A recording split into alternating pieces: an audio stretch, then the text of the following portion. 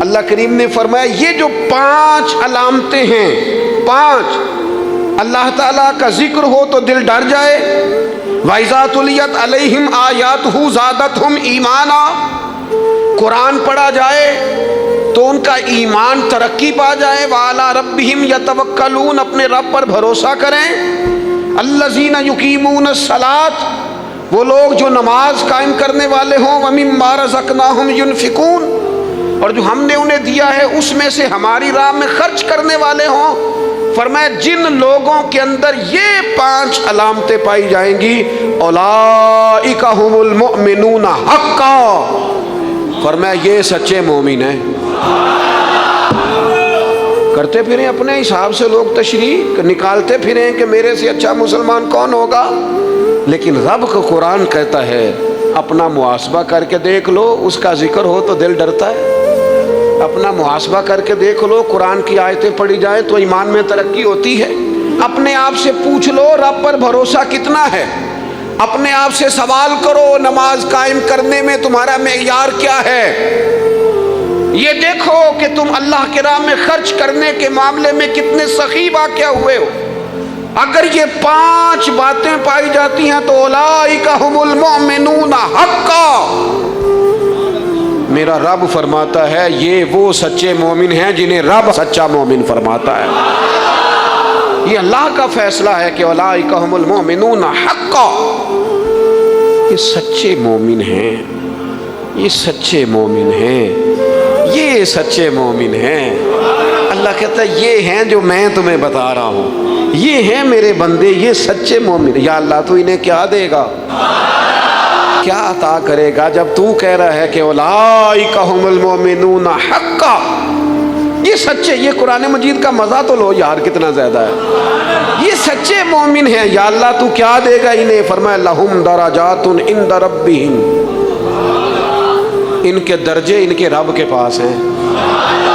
اس کا ایک معنی مفسرین نے یہ کیا ہے، یہ جو کہا نا لہم درجات عند ربہم، ان کے درجے ان کے رب کے پاس ہیں۔ مالک فرماتا ہے اس کا ایک معنی مفسرین نے یہ کیا، یہ تو تمہیں قیامت میں پتہ چلے گا کہ رب انہیں کیا کیا عطا فرمایا۔ لہم درجات عند ربہم، تمہیں کیا بتائیں اللہ انہیں کیا دے گا، ان کے درجے ان کے رب کے پاس ہیں۔ اس نے لکھ دیا ان کا اجر، طے کر دیا ان کا انعام، ان کے لیے مالک کریم نے اپنی رحمت سے فیصلے کر دیے کرم والے۔ ہاں تم اگر دنیاوی طور پر دیکھنا چاہو، تم اگر سمجھنا چاہو تو فرمایا وَمَغْفِرَةٌ وَرِزْقٌ کریم، ان کے درجے ہیں ان کے رب کے پاس، اور ان کے لیے بخشش ہے۔ جو خطائیں ہو گئیں بھول کے وہ اللہ معاف کر دے گا، ان کے لیے بخشش ہے۔